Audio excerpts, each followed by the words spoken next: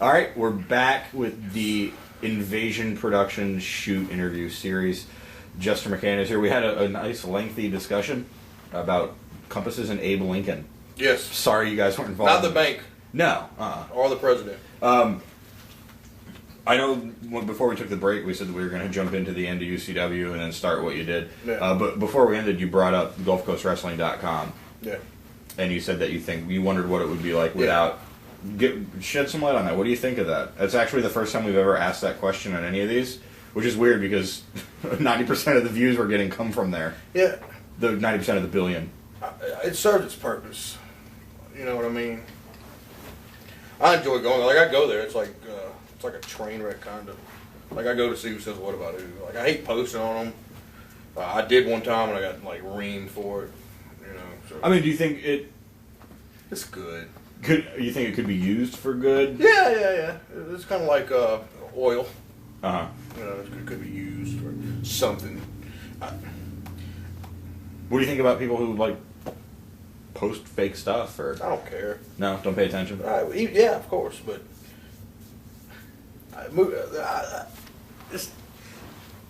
they take it way too serious, man. Like, they take this... Like, it's like you hear comments, you're working yourself into a shoot, and this, that, and the other. Anybody with any sense knows exactly what's going on. If you're in this business, you know that everything is a work. Everything. Like, it's all a work. It's okay. Everything's going... At the end of the day... What about our shoot series? Well, it's a work. Would you be quiet? Can we edit that? Yeah. I don't know who that is. I'm sick of hearing her name. Bob. I think Bob's intentions are good with the website, and it helps some guys. You know, there's no promotion. You know what I mean? Like there is no promotion. You know, so you use the message board and possibly YouTube to promote people who don't promote you. Yeah, right. Hint. Right. So, and it's got to be on the. And I read this all the time. It's got to be the responsibility of the worker to get himself over without pissing a bunch of people off, because most promoters work 9 to 5 just like everybody else. They're using their money that they work for all week to run a show. They're not going to break even. They don't have time or money or the means, for that matter, to get guys over. You know, so it's up to the worker to promote itself, and that's just it.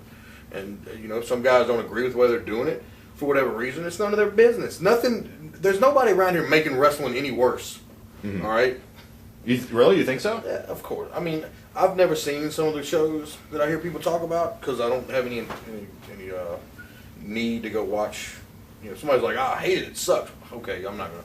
It's like, this tastes like shit tasted. No, thank you. So I don't know. I could be wrong.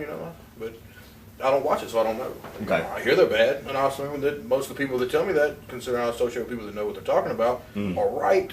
But it's not my place to shit on those guys. Sure. So. Okay, that's fair. Completely no segue at all. UCW closed down. Yes. What a horrible transition. That's fine. All right. UCW closed down. You enjoyed working. What was it? I can't remember their team name. Rose and... the Leading Edge. Leading Edge, right. I love the name, by the way. I really like that name. Yeah. Yeah. What did you think working then? I enjoyed it at first. At first? Yeah. Care to elaborate? Well, it was new.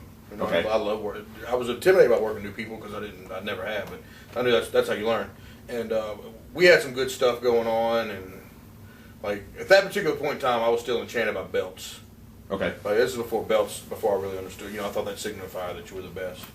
And in your particular promotion, of course, I was green. I was like, me and my brother, the best tag team ever. I believe that like you believe in Jesus, But so I there was some politicking going on, which consumes this fucking business like nothing else. People sucking up to other people and lying to other for nothing. $20, $30, however much you get. Some people get 75. Congratulations. 100. But eventually, it kind of turned to this thing where they had the belts, and we were giving chase because they turned us babyface. There was there was rumors of UCW shutting down, and me and my brother wanted to be the tag team champions. We paid to train. We learned how to wrestle. We were getting good heat. The show's fixing to stop running. What's it hurt putting a belt on us? Calvin told me that they wanted, at this point, they wanted to put the belt on us. And I think Calvin may have been being sincere. But I think Monty didn't want to put it on the Green Dicks. Mm-hmm. I don't think they wanted it. I don't think he was so along with the idea. I don't know if that's true. But that's what you think. That's what I think. And what would give you that impression? his attitude. He was kind of condescending towards us. Uh-huh. And it grew into that. Like, he was real cool at first. Mm-hmm. Even when I told him I didn't like Black Sabbath a whole lot, he freaked out. You don't? No, not really. Yeah, that's a problem. Is that really a problem? Yeah, that's not a good thing. That's okay. Regardless. All right. They're okay now. Okay, yeah. Now that I'm older and I understand. No, I understand. UCW shut down. Mm-hmm. What were your thoughts? Bummed? I was sad. I was so sad. Like, there it went. Even like PWA, which I guess we'll get to. We're that. transitioning into that. Solid, and this will go to when UCW shut down. I was sad, and all my buddies are going to wrestle for PWA, which is where I met a lot of you guys. Okay. Who got booked at PWA first? Ethan, Neon Flex. I would assume because he was the one that's going out getting the bookings. Like, he was like older than us, so he had ball. He was like there's something you get with age. It's just like I'll go get it. And he was at that age already. Like, I've had to grow into that in wrestling, and he was already there.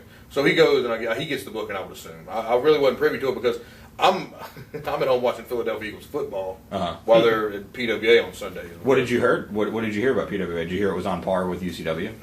No, there was no comparisons made. Really. Yeah, it was just a place to go wrestle. Okay.